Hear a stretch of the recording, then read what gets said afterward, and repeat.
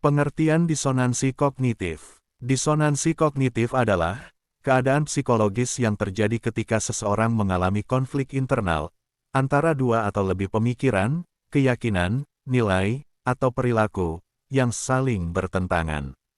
Kondisi ini menciptakan rasa tidak nyaman atau tekanan mental yang mendorong individu untuk mencari cara mengurangi konflik tersebut, baik dengan mengubah keyakinan, memodifikasi perilaku, atau mencari pembenaran atas perbedaan tersebut. Istilah ini pertama kali diperkenalkan oleh psikolog Leon Festinger pada tahun 1957. Contoh klasik dari disonansi kognitif adalah saat seseorang yang percaya bahwa merokok berbahaya bagi kesehatan, tetapi tetap melakukannya. Untuk mengurangi disonansi, orang tersebut mungkin membenarkan tindakannya dengan berpikir, banyak orang yang merokok tapi tetap hidup lama. Disonansi kognitif dan konflik dengan realitas. Disonansi kognitif juga sering muncul ketika keyakinan seseorang bertentangan dengan realitas. Hal ini terjadi ketika individu memegang keyakinan tertentu yang tidak sesuai dengan fakta atau bukti yang ada di dunia nyata. Ketegangan ini memicu konflik internal karena individu harus menghadapi kenyataan yang berbeda dari apa yang diyakini sebelumnya.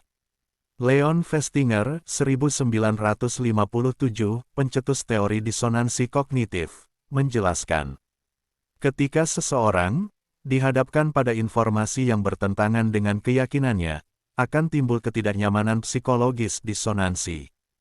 Individu cenderung mencari cara untuk mengurangi ketidaknyamanan tersebut, baik dengan menyangkal realitas, mengubah keyakinan, atau mencoba membenarkan keyakinan yang ada. Contoh, keyakinan terhadap kekuatan luar biasa. Disonansi kognitif dapat terjadi ketika seseorang memiliki keyakinan terhadap keberadaan kekuatan luar biasa, seperti dewa-dewa, penguasa alam raya, atau makhluk mitologi tertentu, yang diyakini mampu mengabulkan permohonan. Ketika permohonan tersebut tidak terkabul, seperti yang diharapkan, individu mengalami ketegangan psikologis akibat konflik antara keyakinan dan realitas. Untuk mengurangi ketegangan ini, individu dapat mengambil langkah-langkah berikut. Mengubah keyakinan jika nalar lebih dominan. Jika nalar atau logika lebih dominan daripada keyakinan, individu mungkin mulai mempertanyakan atau mengubah keyakinannya. Misalnya, mungkin kekuatan luar biasa itu sebenarnya tidak ada.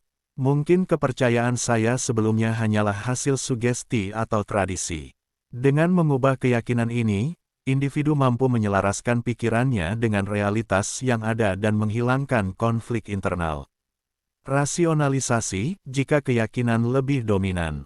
Ketika keyakinan lebih dominan daripada nalar, individu cenderung mempertahankan keyakinannya dengan merasionalisasi kegagalan tersebut. Rasionalisasi sering menggunakan alasan-alasan yang sulit diukur atau subjektif, seperti, saya mungkin kurang patuh dalam menjalankan ritual, sehingga permohonan saya tidak terkabul. Kekuatan tersebut tahu apa yang terbaik untuk saya, jadi permohonan saya tidak dikabulkan demi kebaikan saya. Mungkin saya harus lebih banyak berdoa agar permohonan saya didengar.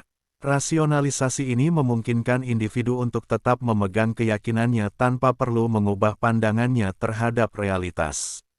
Menggunakan bias konfirmasi. Bias konfirmasi adalah mekanisme lain yang sering digunakan individu untuk mengatasi disonansi. Dalam hal ini, individu secara selektif mencari atau hanya menerima informasi yang mendukung keyakinannya dan mengabaikan bukti yang bertentangan. Contoh, ketika permohonan besar tidak terkabul, individu mencari tanda-tanda kecil yang dianggap sebagai jawaban dari kekuatan tersebut, seperti, saya mendapatkan rezeki kecil hari ini pasti bagian dari pemberian kekuatan itu. Ada hal-hal baik lain yang terjadi, jadi kekuatan itu pasti mendengar doa saya. Bias konfirmasi membantu individu mempertahankan keyakinannya, meskipun realitas tidak mendukung. Kesimpulan disonansi kognitif menggambarkan konflik yang muncul ketika keyakinan, nilai, atau perilaku seseorang bertentangan dengan realitas atau bukti yang ada. Respon individu terhadap disonansi ini bergantung pada apakah nalar atau keyakinan lebih dominan. Jika nalar lebih kuat, individu mungkin mengubah keyakinannya untuk menyesuaikan dengan fakta. Namun, jika keyakinan lebih dominan, individu dapat mempertahankan keyakinannya melalui rasionalisasi, yaitu merasionalkan yang sebenarnya tidak rasional, atau bias konfirmasi. Proses ini menunjukkan bagaimana manusia berupaya mempertahankan konsistensi internal dan mengurangi ketegangan psikologis, meskipun harus berkompromi dengan kenyataan.